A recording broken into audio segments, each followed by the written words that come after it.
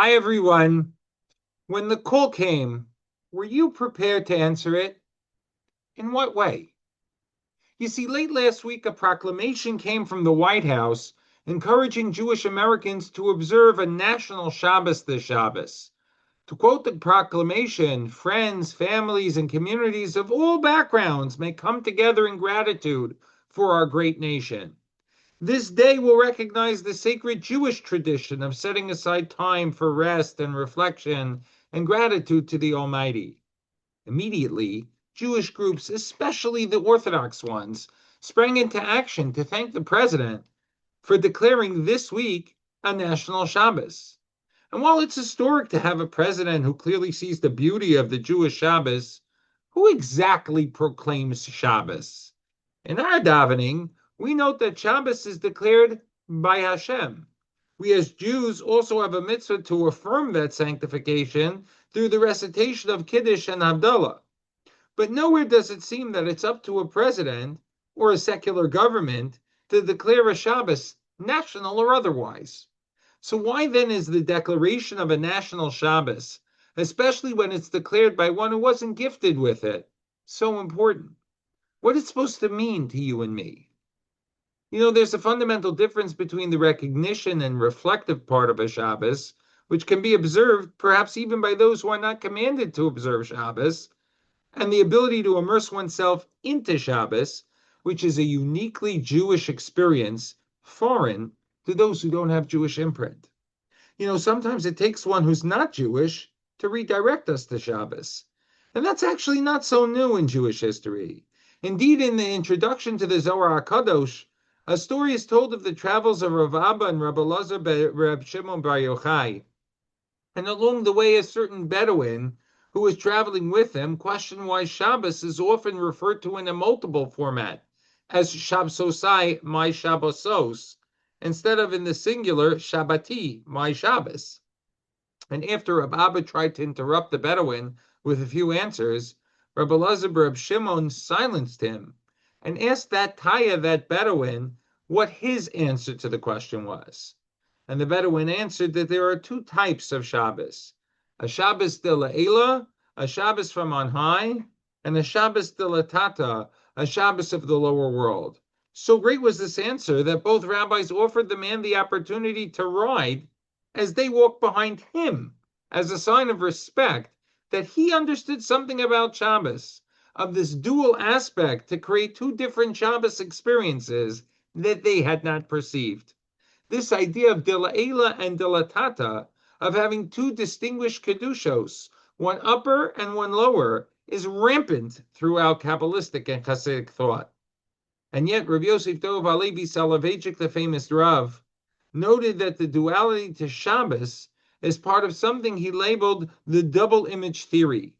Quoting his father of Moshe Soloveitchik and his famed grandfather of Chaim of Brisk, the Rav noted that the lower Shabbos includes a person's abstention from Malacha, the observable behaviors and non-behaviors of Shabbos. Now, these can be seen and respected by all those who exist within the lower world. In fact, Rabbi Akiva highlighted this message to the evil Turnus Rufus, who tried to understand why Shabbos was different than other days. And in response, Rabbi Akiva explained to him that everything and everyone in this world gets the Shabbos idea of non-activity as long as it's sensitive to it. Rabbi Akiva used the example of the famous Sambachon River as an example, insofar as it rushes and becomes impassable throughout the week, but it stops rushing on Shabbos. Yes, even the non-Jews, even the rivers, get that Shabbos is a day of rest and reflection. But at the same time, the Shabbos de la Tata experience is not the complete Jewish experience of Shabbos. While even one without Kedushas Yisrael, without being Jewish, can understand the distinguishing features that discern Shabbos from the other days of the week, Shabbos de la'ela, this higher Shabbos, is something that Jewish people alone can experience. You see, according to Rav Soloveitchik, Shabbos de la'ela is the creation of a different outlook on the world because of Shabbos. When one has the chance to perceive the world in this manner, one experiences the rest of the week, and the days that one experiences throughout the week are b'Shabbos, through a Shabbos perception. On Shabbos, one doesn't have anything on his or her mind but the chance to be with Hashem through each of the experiences of the day, the obligatory and the delightful. Indeed, the Emperor Antoninus and his interactions with our leader of Yehuda Hanasi highlighted this clearly. You see, according to the Medrash, Antoninus ate with Rabbi Yehuda Hanasi on one Shabbos, and he was so taken by the deliciousness of the food. But when his royal chefs tried to make the same exact food later in the week, he discovered that the food was missing something. He asked Rabbi Yehuda Hanasi about it, and he was told that it was missing a certain ingredient. That ingredient was Shabbos.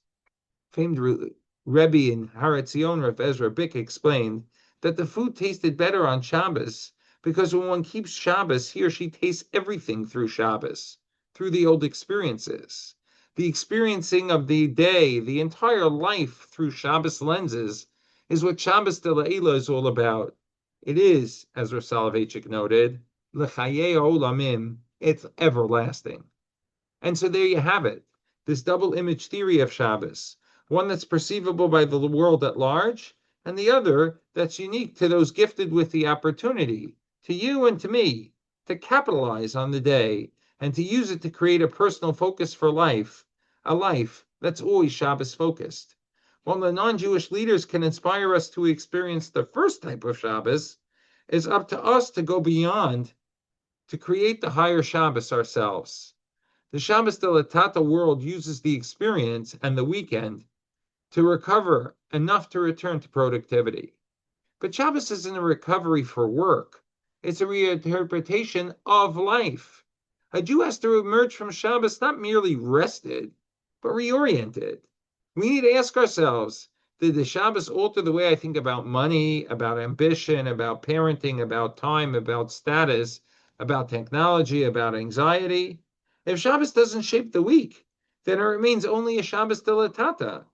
But if Shabbos looks exactly like Friday spiritually, and if Sunday looks exactly like Friday spiritually, then the Shabbos remained external rather than transformative.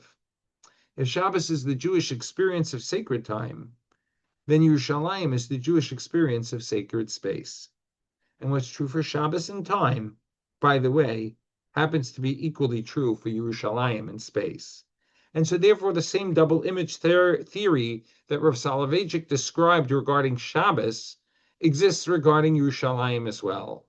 Citing a pasuk from last week's Haftorah describing Yerushalayim as Makom Marom Mirishon, exalted beyond its early state, Rav Soloveitchik explained that there are really two Yerushalayim, a Yerushalayim Shalmala, and a Yerushalayim Shalmata, rather, the earthly city below, and yet a Yerushalayim Shalmala, the transcendent city above.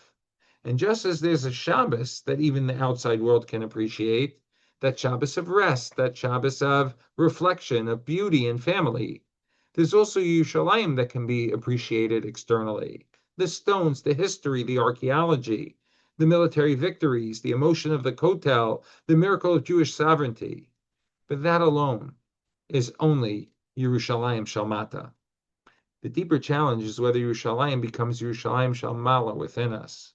Rav Soloveitchik noted that even while Yerushalayim remains physically incomplete, its Kedusha never disappeared. It doesn't require gimmicks to hold us. It doesn't need the sweet fruits of Ginosar or the hot springs of Tiberia to make it meaningful. A Jew can stand in Yerushalayim and feel that he or she is standing somewhere qualitatively different in existence itself. A city where the Shekhinah continues to rest and where the human being becomes more aware of Hashem. And perhaps that's why moments in Yerushalayim affect even Jews who are otherwise distant from religious life. 59 years ago today,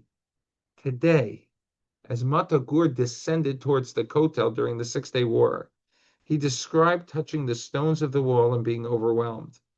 Despite not having been raised religiously, those stones, which until then lived only in stories to him, suddenly became Biadenu. They were already in our hands. What moved him was not merely nationalism. It wasn't tourism. It wasn't even victory.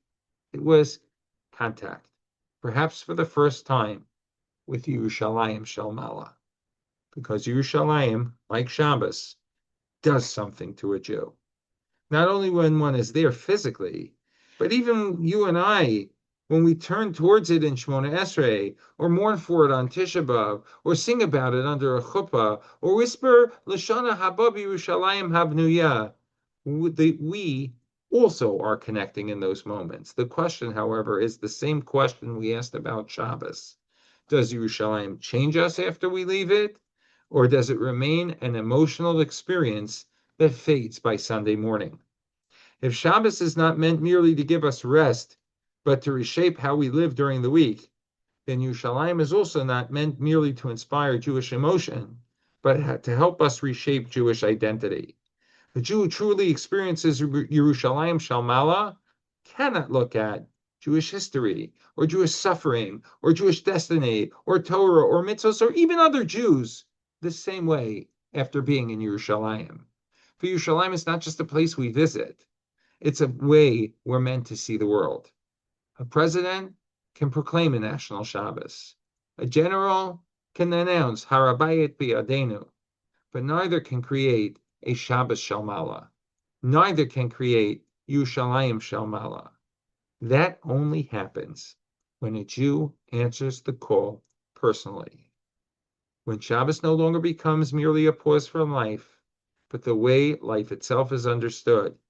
When Yerushalayim no longer becomes merely a city we admire, but the spiritual center from which we orient our existence. That's how we create Yerushalayim Shalmala on a personal level. My dear friends, the call has already come. The question is, are we prepared to answer it deeply? Because the ultimate tragedy is not that the Jew forgets Shabbos or Yerushalayim. It's that we experience them regularly without allowing them to transform us. We can and will do better. And we can and always will appreciate them, grow because of them, and enhance our experience with Hashem on a higher level. Wishing you and yours a Shabbat Shalom, and a Shabbat Shalom, and Yom Yirushalayim Sameach to all.